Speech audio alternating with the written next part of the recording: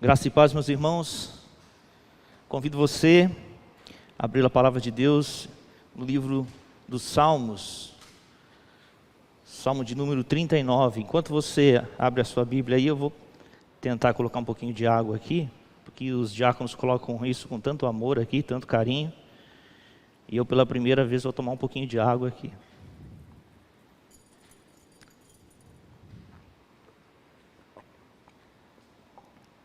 Salmo de número 39, vamos ler a partir do versículo de número 19. Assim nos diz a palavra 139. 139.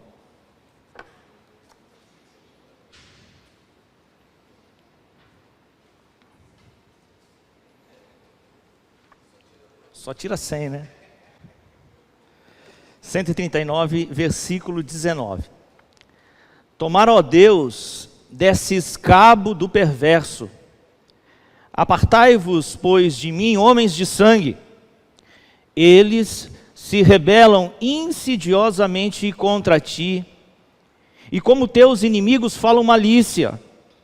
Não aborreço eu, Senhor, os que te aborrecem, e não abomino os que contra ti se levantam. Aborreço-os com ódio consumado. Para mim são inimigos de fato. Sonda-me, ó Deus, e conhece o meu coração. Prova-me e conhece os meus pensamentos. Vê se há em mim algum caminho mau e guia-me pelo caminho eterno. Vamos orar? Senhor nosso Deus, a sua palavra, Senhor, foi lida, e Senhor, peço a sua misericórdia, Senhor, porque sou tão pequeno, Senhor, diante de tamanha revelação, de tamanha palavra abençoadora, que o Senhor tenha misericórdia, Senhor, dos meus lábios, e que os meus irmãos aqui sejam iluminados pela graça do teu Santo Espírito, de forma que possam compreender, Senhor, as tuas sagradas escrituras, Senhor, pois é palavra tua para o nosso coração, para as nossas vidas. Oro, Senhor, em nome de Jesus. Amém. Ousadia, né? Falar de salmos na frente do reverendo Cid é ousadia. Mas, meus irmãos, Deus colocou esse salmo no meu coração e tem duas coisas que esse salmo traz para mim que é muito importante. Eu gosto muito desse salmo. Para mim é um dos mais belos da Bíblia. E não estou sozinho nessa caminhada, eu creio que muitos também assim o pensam. Mas esse salmo, no final dele, fala de uma coisa muito bonita, que é vida eterna. Coisas eternais. No final do salmo, ele toca nessa questão que deve colocar fogo no meu coração, deve colocar fogo no seu coração. Pensar na eternidade. Conta-se que, certa vez, uma criança encontrou-se com um sábio, e então perguntou para ele assim: o que é a vida eterna? O que é a vida eterna? Diz que o sábio pensou, sentou junto àquela criança e disse para ela o seguinte: a vida eterna é como se um pequeno beija-flor voasse até o deserto do Saara e lá ele pegasse um grão de areia e ele voasse até o mar e ali depositasse esse grão de areia. Quando esse beija-flor transportar toda aquela areia do Saara para o mar, terá passado 1 minuto da vida eterna. Assim o sábio tentou explicar para o coração infantil, que é meu e é seu também, porque nós não compreendemos a vida eterna, o que é esse tempo, o que é essa grandeza, porque nós vivemos no tempo e só conseguimos contar o que o tempo nos ensina a contar. A eternidade, o que será a eternidade? Será o sol? Será uma estrela? Será como uma estrela? Não, porque as estrelas têm fim. A eternidade não cabe na nossa mente, no nosso coração. Mas a palavra de Deus também nos fala que Deus preparou coisas inimagináveis para aqueles que o amam. Não está assim? Não está assim lá na palavra de Deus? Esse salmo é considerado por muitos estudiosos como o mais lindo dos textos poéticos da Bíblia. Ele expõe a dignidade magnífica de Deus, enaltecendo de forma bela os atributos incomunicáveis de Deus. Alguns tentam datar este salmo do período até do pós-exílico babilônico, até mesmo atribuindo a sua autoria a Zacarias, veja só. Mas é amplamente aceito que Davi é o autor do Salmo 139. Este salmo é uma oração pessoal em forma de poesia, na qual o salmista medita nos atributos de Deus. Ele traz uma preciosa exposição que constata a grandiosidade do Senhor e a pequenez minha e sua. O Salmo 139 é organizado assim em 4 partes bem distintas. Ele trata então do Deus onisciente na primeira parte, do versículo 1 ao versículo 6, isso é nítido no Salmo, que fala da onisciência de Deus. Também trata da onipotência de Deus, no versículo 7 ao versículo 12. Fala da do onipotente Criador, ali do versículo 13 ao versículo 16. Diante de um Deus magnífico, que também revela os seus atributos comunicáveis aos homens, como bondade, santidade, retidão, justiça, a imoralidade, a maldade dos homens é uma ofensa à dignidade desse Deus tão grande, belo e criador. A santidade de Deus é um atributo dele comunicável a mim, a você, a nós. E Deus zela pela retidão, isso zela pela retidão entre os homens, dando sentido à piedade e a uma vida moral entre os povos. E do versículo 19 ao 24, o salmista esboça a santidade de Deus, toca nesse atributo do Senhor e tenta revelar de uma forma poética para nós. Como que o homem que consegue enxergar um Deus tão grande, onipotente, onipresente, onisciente, belo, como que ele se sente quando percebe o mal que o cerca? Por isso que esse salmo sempre me chama a atenção, quando o salmista ora como que de uma forma tão dura com relação a estes que são chamados de inimigos de Deus. É como uma oração imprecatória que o salmista faz aqui: tomara, ó Deus, desse cabo do perverso. Mas esse é o sentimento daquele que olha para a majestade do Senhor, contempla a majestade de Deus, entende que Deus é santo, santo, santo, Deus é puro, Deus é poderoso. É de uma mente que compreende, mesmo que de forma limitada, a grandeza do Senhor. Como que ele se porta diante do mal? Como que ele vê o mal que o cerca e que muitas vezes está até no seu próprio coração? Por isso eu gostaria de meditar com os irmãos nessa noite sobre um coração em busca da santidade de Deus. Um coração em busca da santidade de Deus. A santidade é o lado visível da salvação. Spurgeon disse isso. A santidade é a qualidade de vida que existe naqueles que buscam glorificar a Deus. D.A. Packer trata disso. Não há santidade sem luta, disse Riley no seu livro clássico sobre santidade. Mas a Bíblia nos traz um versículo profundo. 1 Pedro 1,16 diz: sede santos, porque eu sou santo. Um coração que busca a santidade de Deus, e esse coração deve ser o meu e deve ser o seu, é um coração que deseja justiça. Desejar justiça, que só é plena quando vem da parte de Deus, é um traço daquele que deseja a santidade de Deus. Santidade, retidão e justiça são irmãs siamesas. Se deslocarmos uma, dificilmente a outra sobreviverá. Agora, onde o salmista busca aplicar a justiça? Ele, no verso 19, aponta duas características onde a justiça de Deus deve ser exercida. No domínio onde o mal atua, ele fala de perversidade e fala de assassinato. Quando o salmista fala dos homens que são inimigos de Deus, ele diz que são inimigos por conta da perversidade e por conta de serem homens de sangue. O que é perversidade? Ou agir perversamente. Contra quem esse salmista está aqui se opondo? Perversidade é agir culpando, condenando, enganando o inocente. É agir sem retidão, totalmente contrário ao caráter do próprio Deus. Um agir perverso, criminoso, maligno. Pessoas que buscam violar o direito do outro. Oprimir com violência o mais fraco, o humilde, o necessitado.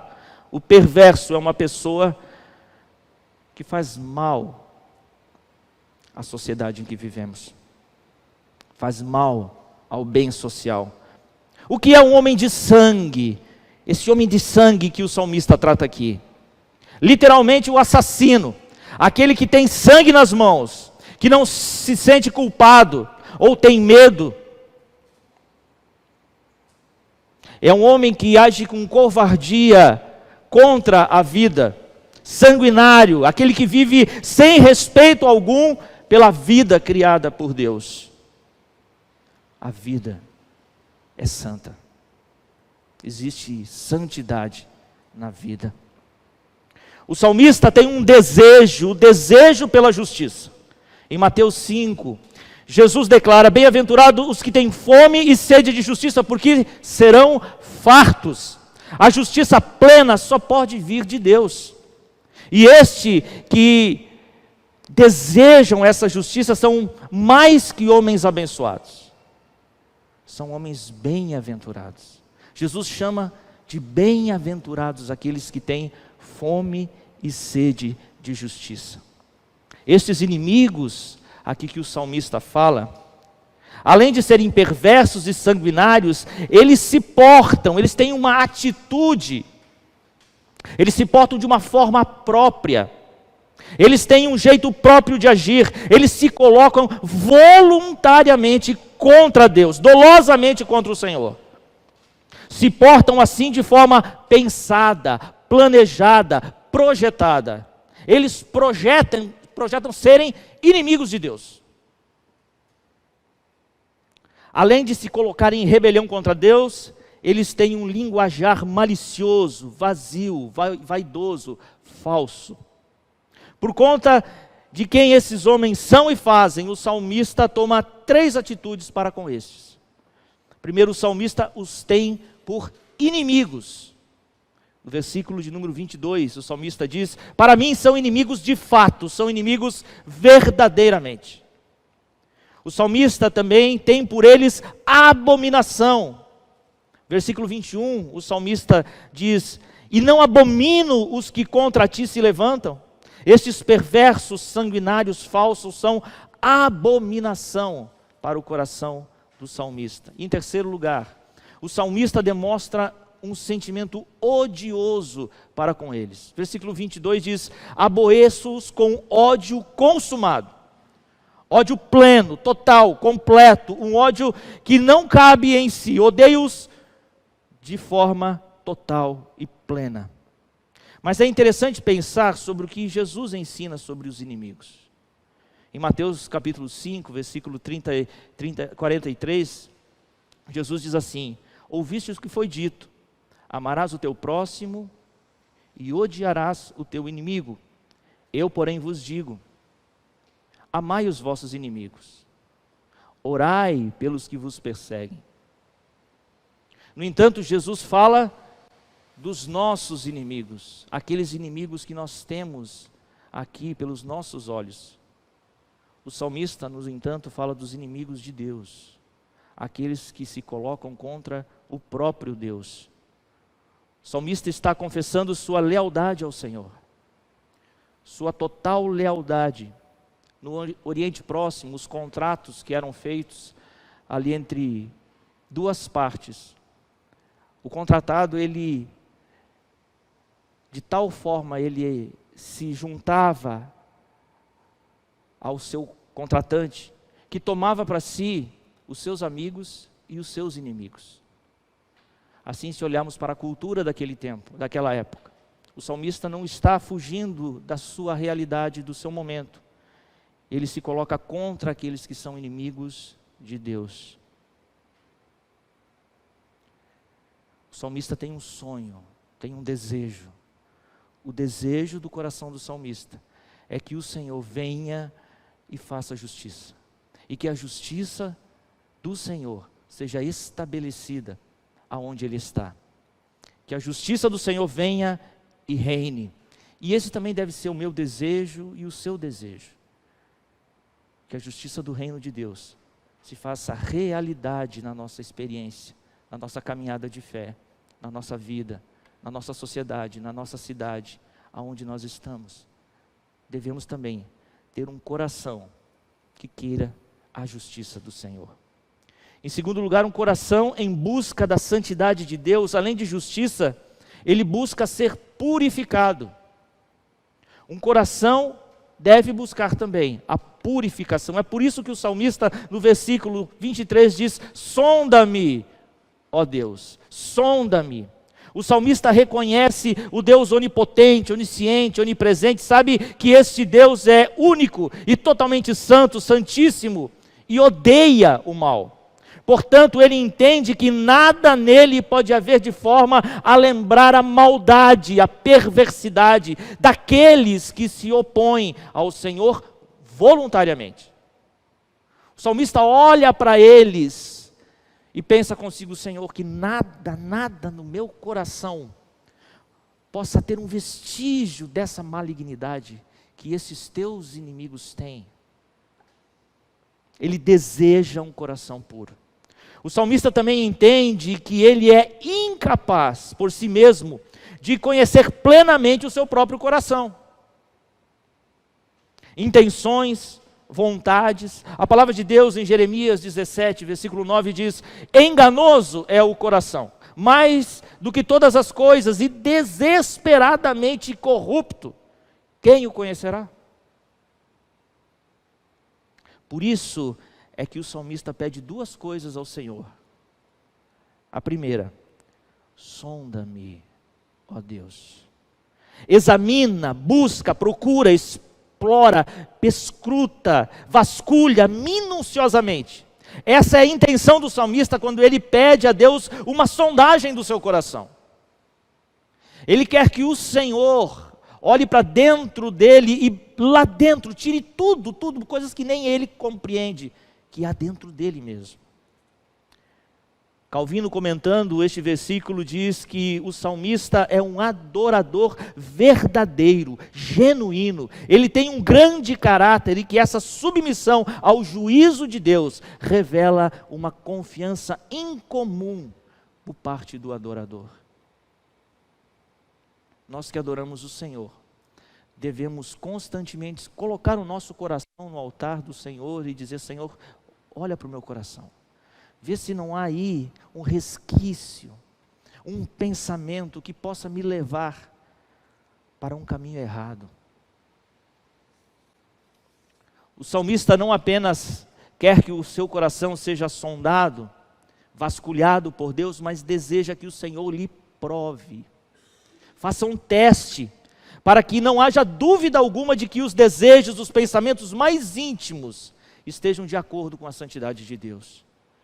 O salmista mostra ser um homem que segue os preceitos do Senhor, quer andar de acordo com o Senhor, de forma alguma ele quer ter algum traço de participação com aqueles que são inimigos de Deus.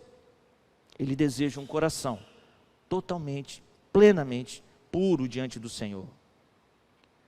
Mas o Senhor Jesus Cristo, Ele nos ensina que as intenções do nosso coração são muito importantes em nossa caminhada de fé. Não apenas ações, mas as intenções também devem ser adequadas diante de Deus. E Ele diz em Mateus capítulo 5, versículo 8, bem-aventurados os que são limpos de coração, porque eles verão a Deus. Aqueles que são limpos de coração verão a Deus. Parece ter ali um coração limpo, parece que é uma condição para ver a glória de Deus. Em terceiro lugar, um coração em busca da santidade de Deus deseja justiça, deseja pureza, mas também deseja a eternidade. Justiça, pureza e eternidade. No versículo de número 24, o salmista diz: vê se há em mim algum caminho mau e guia-me pelo caminho eterno. É preciso ver o que o salmista viu e em sua experiência, nessa experiência de vida que ele teve com Deus, e tentar compreender, entender e aplicar na nossa realidade, na nossa caminhada de fé, também esses ensinamentos. O salmista compreendeu dois caminhos. O primeiro caminho é o caminho mau. Essa palavra aqui usada pelo salmista é usada também para se referir a sofrimento, dor, trabalho penoso. Portanto, o caminho mau é um caminho de dor, é um caminho de sofrimento, é um caminho de angústia e de tribulação, vida em trabalho de parto constante, sem a perspectiva do parto. Um caminho de dor, um caminho de sofrimento. Esse é o caminho mau. Esse é o caminho que o salmista viu. Precisamos aprender com o salmista e aplicar isso à nossa realidade. Nem sempre os nossos desejos, sonhos, nossas metas, nossos objetivos ou algo que almejamos estão em um caminho bom.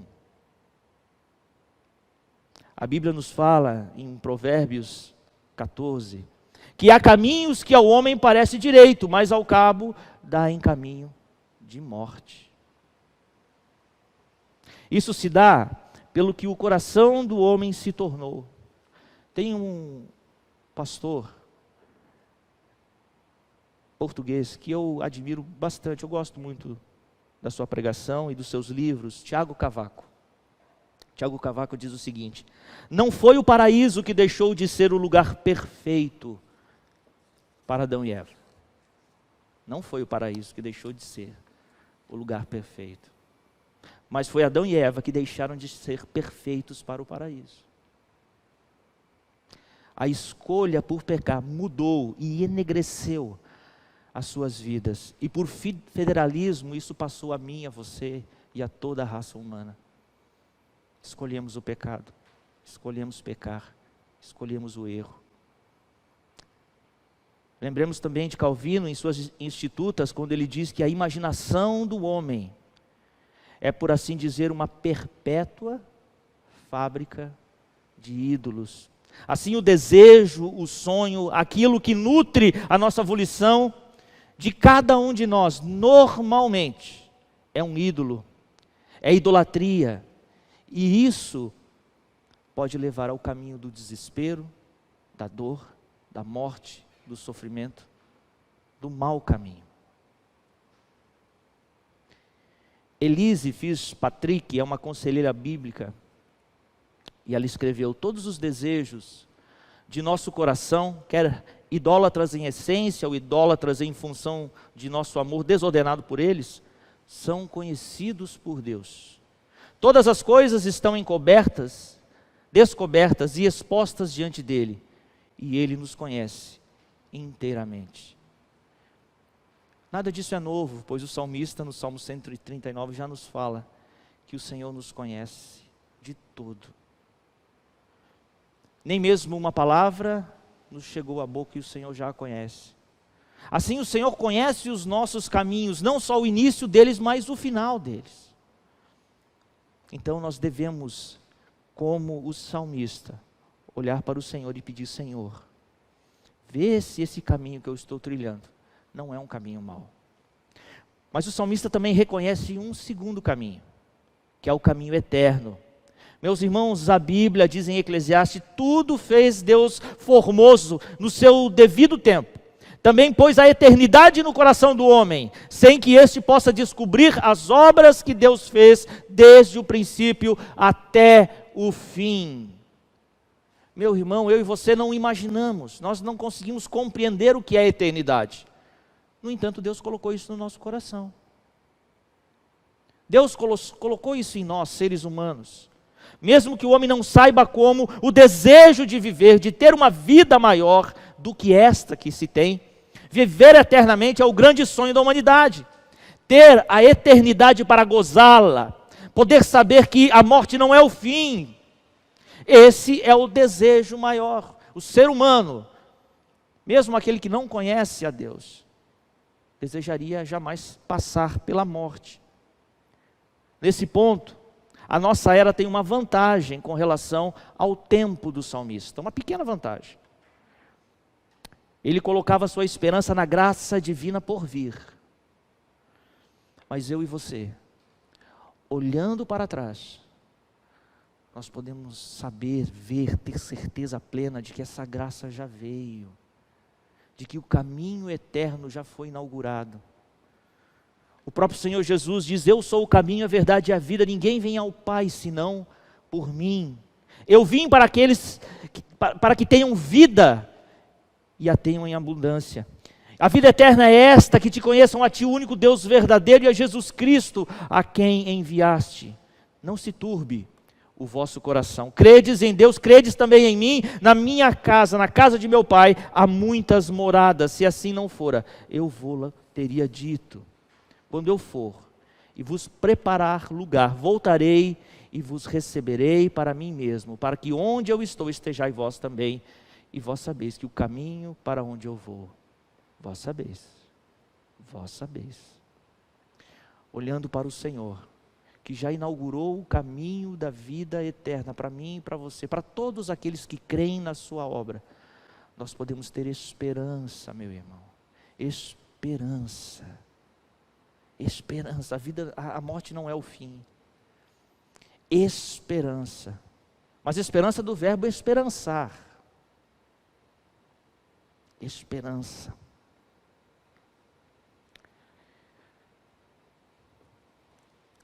Queria fazer com os irmãos algumas pequenas aplicações deste texto. É preciso compreender que nessa vida poderemos encontrar pessoas que se portam como verdadeiros inimigos de Deus.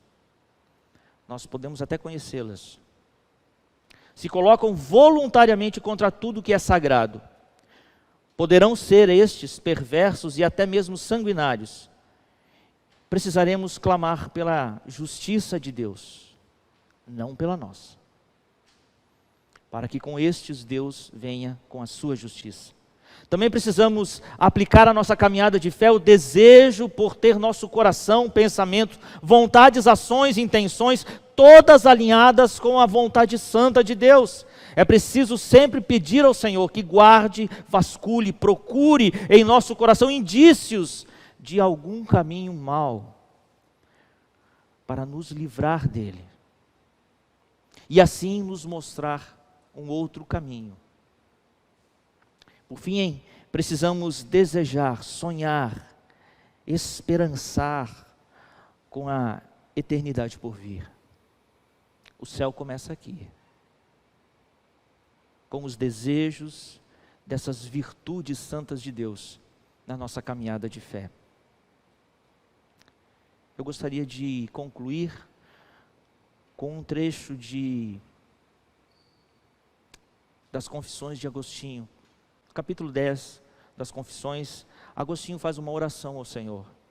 E ele diz assim: Senhor, Tu que me conheces, permita-me conhecer-te.